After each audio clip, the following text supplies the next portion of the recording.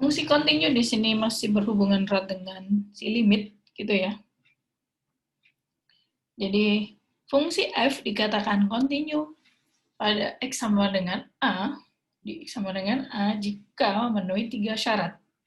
Yang pertama, fa-nya ada, nilai f ketika x sama dengan a itu ada. Yang kedua, limit dari fx ketika x yang menuju a, mendekati a itu ada. Kemudian yang ketiga, si hasil limitnya tadi itu sama dengan nilai fa.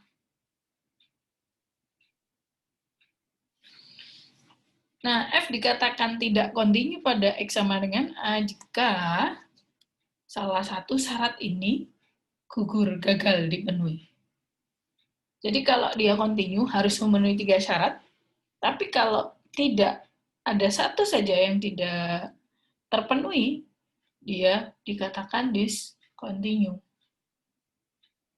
Jadi misalkan contohnya di sini,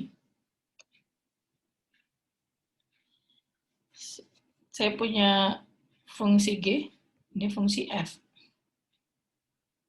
Apakah fungsi G ini continue di titik A?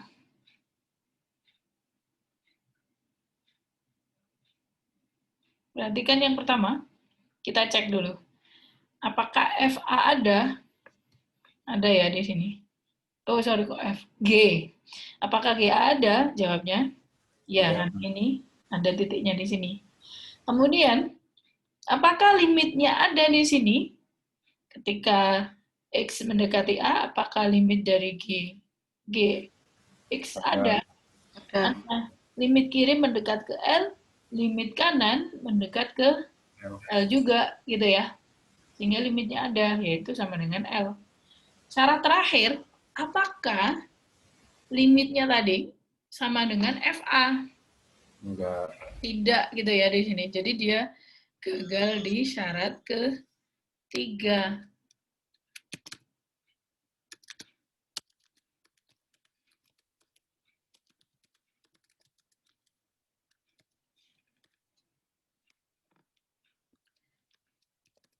Sehingga GX discontinue di X sama dengan A. Dia gagal di syarat ketiga. Nah, kemudian yang F. Apakah continue di titik X sama dengan A? Iya. Iya. Oke, jadi di sini si FA-nya ada, titik ini ya. Limitnya ada, limit kiri mendekat ke L, limit kanan mendekat ke L. Hasil limitnya itu sama dengan si FA, sehingga dia continue. Kalau secara grafik,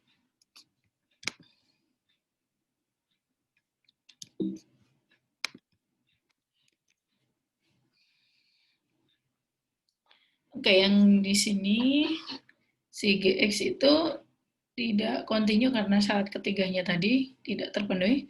Kalau yang kanan, ini dia continue.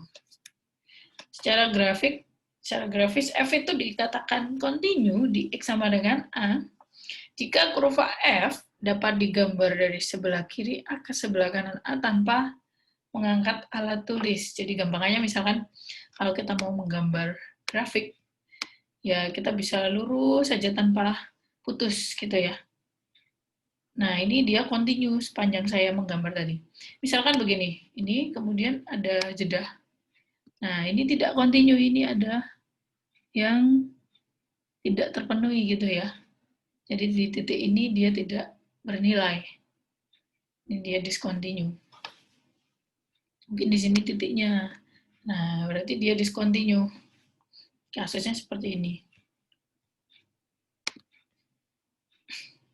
Jadi kalau kita punya fungsi sepotong-sepotong itu, kita bisa curigai di titik batasnya, perbatasan itu.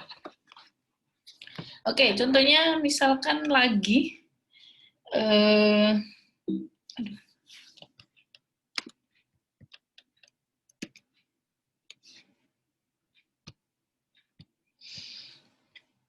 Misalkan saya punya fungsi sepotong yang barusan saya singgung. Ketika X-nya kurang dari sama dengan 2, fungsinya bernilai X kuadrat min 2X plus 4. Fungsi parabola. Untuk X lebih besar 2, dia garis. 3X min 4. Nah, kita curiga di X sama dengan 2. Di X sama dengan 2, kira-kira dia kontinu nggak? Dia bersambung nggak? Ternyata di gambar, dia tidak nyambung ya. Jadi putus gitu. Ini parabolanya, ini garisnya. Nah, kalau dari grafis ini, bisa nggak kita menggambar kurva parabola ke garis ini tanpa mengangkat alat tulis? Nggak bisa. Nggak bisa. Jadi, di X sama dengan 2, pastilah dia discontinue. Kalau saya tanya, syarat berapa dia gagal?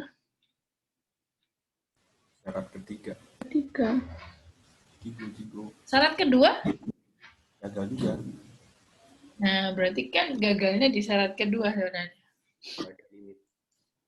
Jadi limit kiri dan limit kanannya tidak sama, sehingga tidak punya limit gitu ya. Limit kirinya sama dengan 4, limit kanannya sama dengan 2.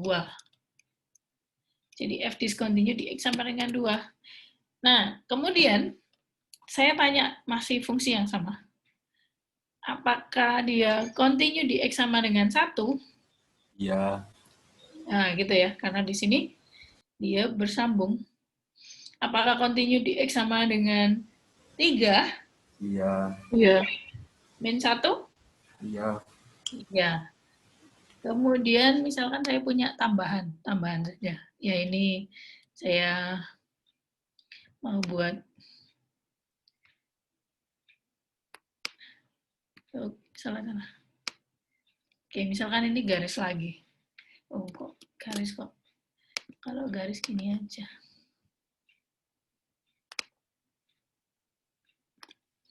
Tapi di sini kasusnya, ini bulatan kosong. Jadi tidak ada nilainya. Anggaplah ini min 1 ya, di titik min 1. Apakah continue di X sama dengan min 1? Enggak. Ya, gagalnya di syarat? Syarat? Kedua berapa ya, lupa. Syarat pertama, FA-nya ada. Syarat kedua, limitnya ada. Syarat ketiga, nilai limit sama dengan si FA. Pertama, limitnya ada. Nilainya?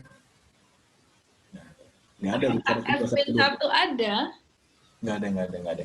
Tidak ada, berarti gagalnya di? Kedua. Loh, 1. Iya, ini ya Allah. Agak menekan. Oke, jadi gitu ya.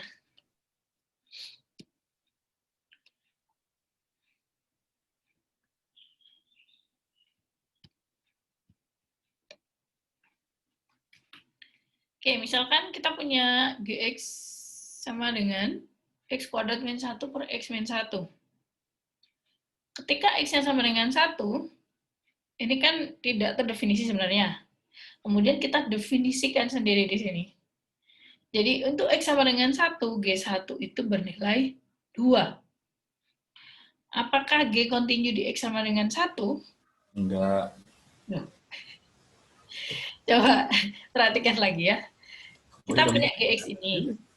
Kemudian kita definisikan untuk X sama dengan 1, G1-nya bernilai 2. Iya Bu, ya Allah. Nah, tentukan G, apakah G continue di X sama dengan 1. Berarti yang pertama, G1 ada enggak?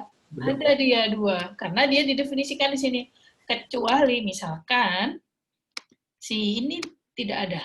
Misalkan ya. Jadi untuk GX saja, tanpa ada definisi ini, apakah G continue di X sama dengan 1? Jelas tidak.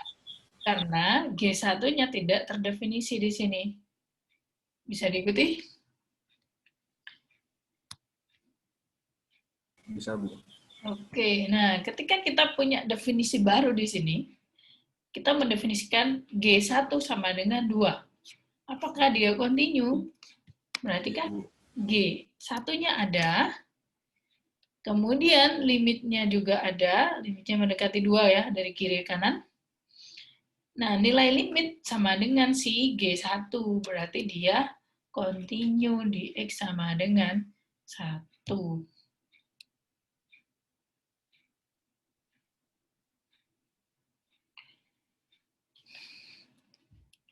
Jadi, cara mengerjakannya, yaitu tadi, kita tulis.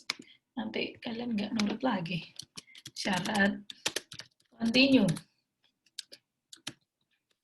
Oke, yang pertama, G1 ada. Nomor 2, limit si Gx-nya sama dengan 2. Yang berarti ada gitu ya. Ini ditulis lengkap ya.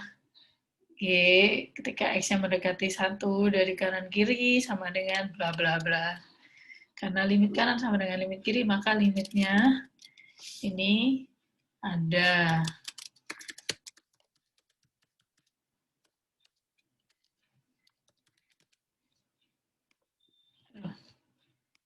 Asik. Yang ketiga, nah ternyata si limitnya bernilai sama dengan G2.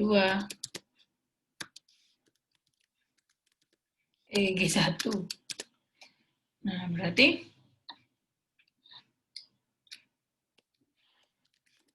karena memenuhi semua syarat fungsi kontinu,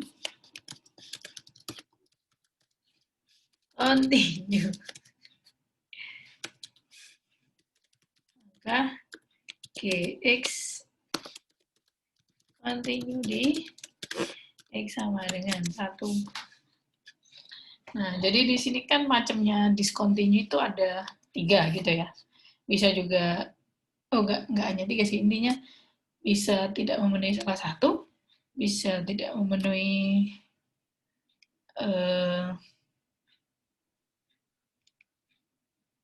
dua, bisa tidak memenuhi ketiganya. Jadi di sini kita akan bahas ketidakkontinuan yang dapat dihapuskan. Kalau kasus pertama di sini gagalnya tadi di mana? Di syarat pertama atau kedua atau ketiga? Ketiga. Syarat ketiga ya. Oke, sudah nggak salah dia. Gagal syarat 3. Si nilai limit tidak sama dengan nilai GA-nya. Yang di sini gagalnya di pertama.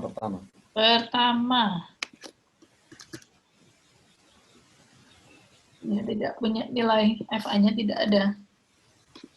Yang ketiga gagal di kedua. Kenapa sih kok kalau syarat 2? Nah,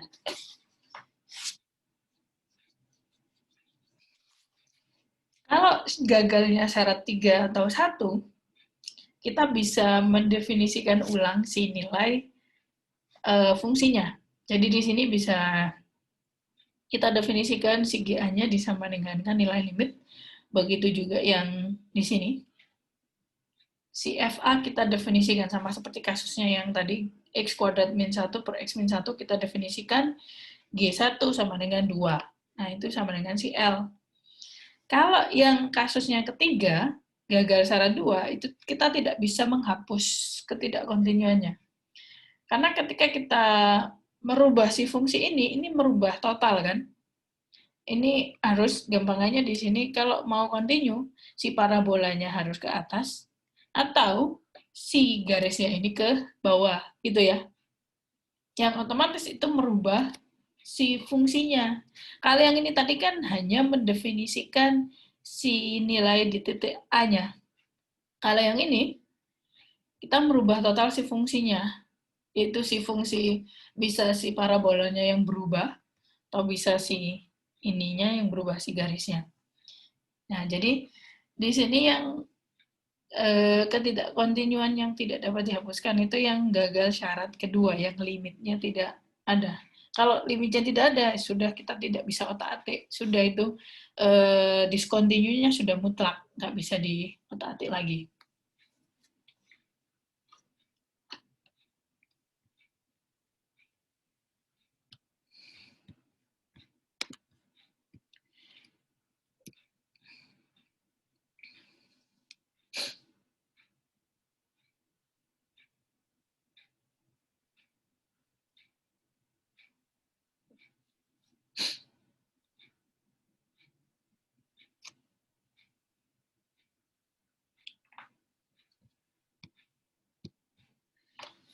Oke, ini yang subtopik terakhir, teorema nilai antara. Tapi sebelumnya kita ke sifat dulu. Jadi misalkan kita punya dua buah fungsi yang kontinu di X sama dengan A, maka operasinya, hasil operasi dua fungsi, kita kemarin sudah belajar operasi fungsi, ada penjumlahan, pengurangan, perkalian, pembagian. Jangan lupa syaratnya si G-nya tidak boleh sama dengan 0. Kemudian komposisinya juga itu akan tetap kontinu di X sama dengan A. Jadi acuannya di sini ya, X sama dengan A, kontinunya.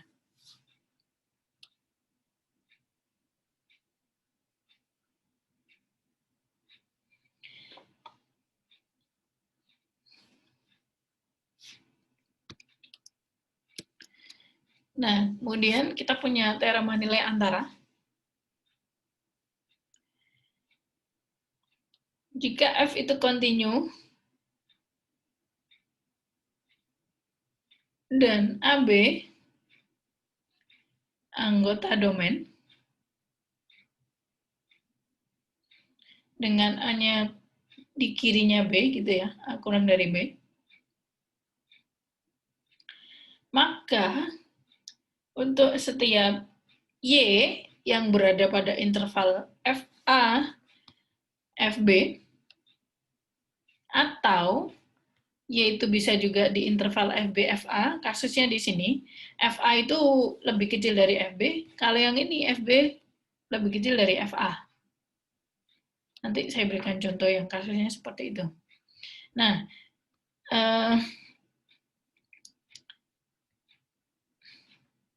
saya ulangi, jika F itu kontinu pada interval AB di sini, AB anggota domain, maka untuk setiap Y yang berada pada interval FA, FB atau FB, FA, maka dipastikan ada C di antara AB di sini, di antara interval AB, sehingga nilai dari F ketika X sama dengan C itu bernilai Y0. Gampangannya di sini begini ilustrasinya. Kita punya fungsi F di sini, kontinu ya. Kontinu itu artinya dia bersambung dari interval pada interval AB, A dan B di sini. AB itu anggota domain. Jadi di sini dari A sampai B, kita punya dia bersambung, tidak putus gitu ya. Artinya nilai di setiap titik dari A sampai B ada, limitnya juga ada. Dan nilai limit sama dengan nilai si titik tadi. Ya, nilai fungsi di titik tersebut. Nah, kemudian kalau misalkan saya ambil saja di sini, ini kan tadi dari A sampai B kontinu. Misalkan saya ambil sebarang Y di situ, Y itu kan di sini, saya punya FB-nya di sini ya. FA-nya di sini. Nah, dari interval ini kita ambil sebarang titik. Misalkan di sini kasusnya Y0, di sini titiknya. Nah, titik merah ini kan di antara FA, FB.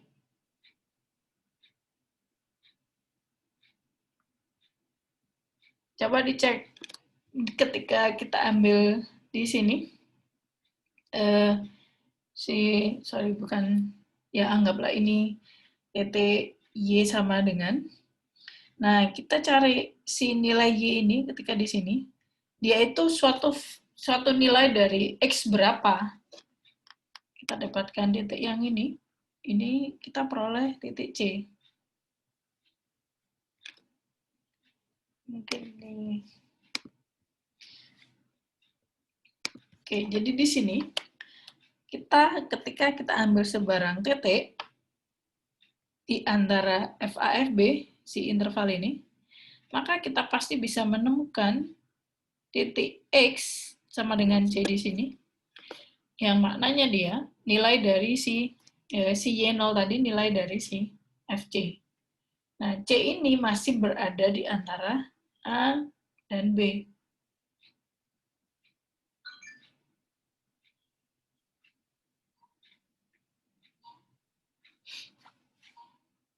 Nah, di sini juga ada titik lagi. Ketika kita ambil di sini, kita punya si Y-nya berada di antara FA-FB. Nah, si Y0 ini tidak lain nilai dari si FC. Kalau masih bingung, misalkan saya ambil di titik ini. Nah, siapa C-nya di sini? Si C-nya adalah misalkan di sini ini C-nya ya. Ini Y-nya di sini.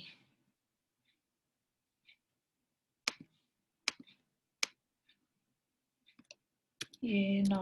Aduh.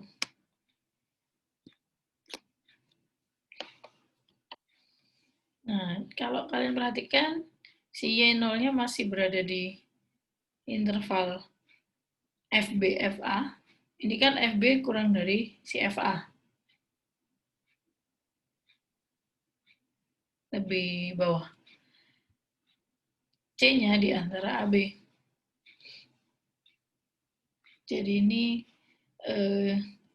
jaminan dia, karena continue tadi, karena bersambung maka bisa kita temukan titik-titik yang di antara ini.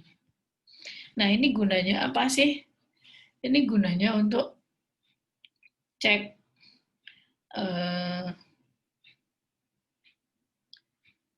bisa salah satunya untuk ngecek eksistensi akar, keberadaan suatu akar.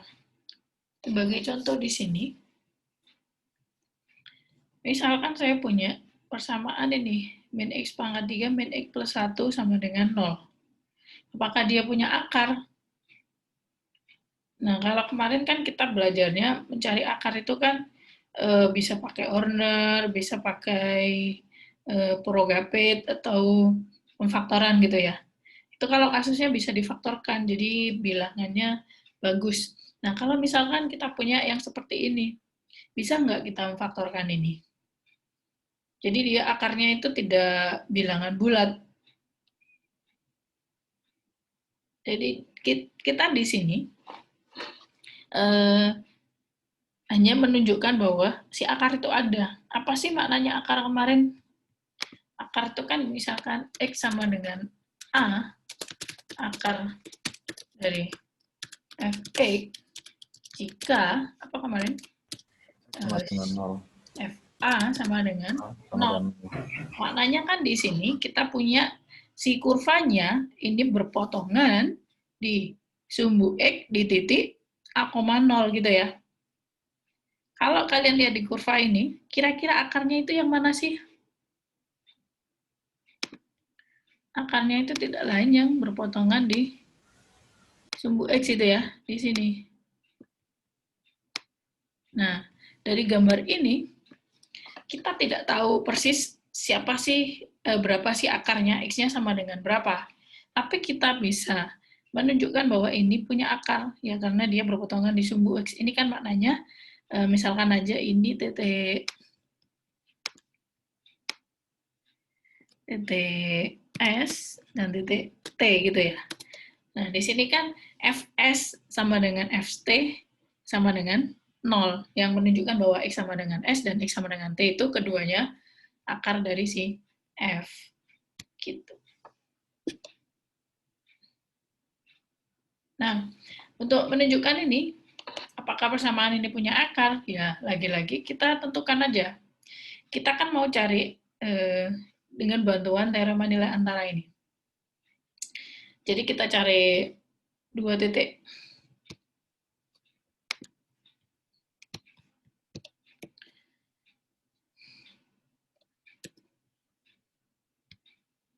Kita cari dua titik di sumbu X sedemikian sehingga mengakibatkan dua titik tadi, yang satunya bernilai negatif, satunya bernilai positif. Kalau ada negatif ke positif, pasti dia melewati apa? 0 kan ya? Kalau melewati 0, artinya ada titik yang mengakibatkan si nilai fungsinya sama dengan 0. Nah, itulah si akar kita. Gitu. Oke, jadi di sini kita punya fungsinya kan yang ini tadi. Min X pangkat 3, min X plus 1. Dia polinomial. Kalau polinomial, maka dia kontinu pada bilangan, himpunan bilangan real. Kemarin kita sudah punya domain dari polinomial kan dia himpunan bilangan real. Artinya dia punya nilai di semua bilangan real.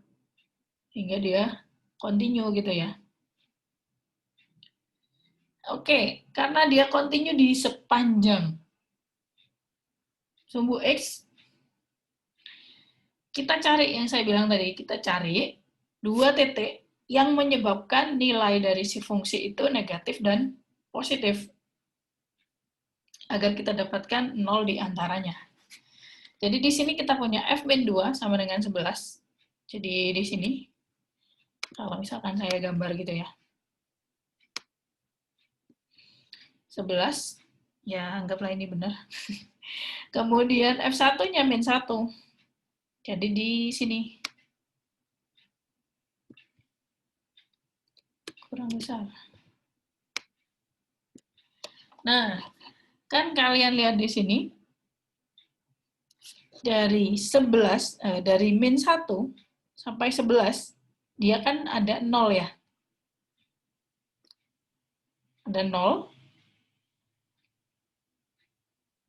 Nah, karena si fungsinya tadi kontinu, pasti ada titik di antara min 2 sampai 1, berarti kasusnya di sini saya titik merah.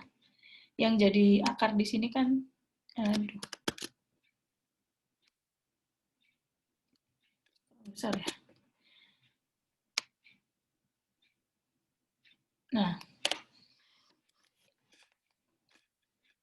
kita punya si X sama dengan ini. X sama dengan C, di mana C-nya itu masih di min 2 sampai 1, di interval min 2 sampai 1, gini ya. Nah, yang menyebabkan si FC ini sama dengan 0. Ya, karena tadi kurvanya kontinu, jadi pasti ada di sini. Ada suatu titik yang lewat di Y sama dengan 0.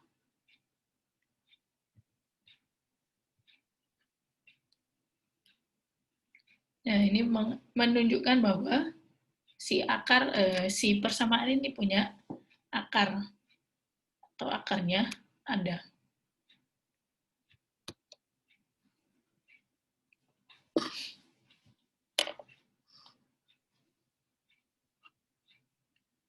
Oke, ada yang masih bingung?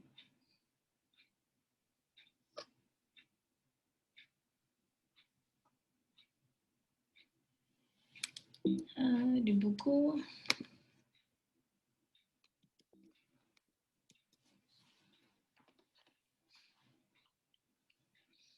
jadi saya ulangi lagi, kalau kita mau cari atau mau menunjukkan suatu persamaan itu punya akar, ya berarti cari titik,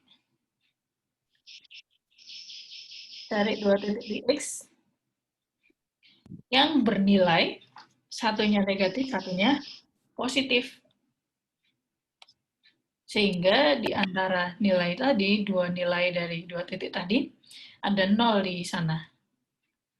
Nah, kalau ada 0 di sana, karena si f-nya kontinu, ketika kita punya fungsi kontinu, dia melewati negatif ke positif, pasti dia juga melewati 0, yang menunjukkan bahwa ada suatu titik di X di antara min 2 sampai 1 yang mengakibatkan FC sama dengan 0.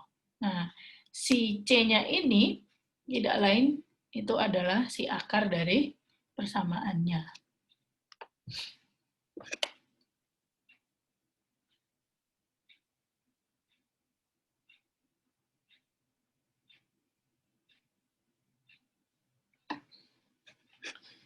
Oke, ada pertanyaan sampai sini?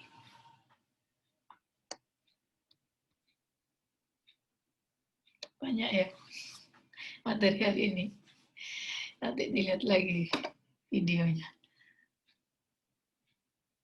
Oh iya, saya nggak kirim linknya di grup gitu ya. Ya silakan aja langsung dilihat. Bisa di kelas aula maupun di YouTube-nya. Bebas terserah kalian.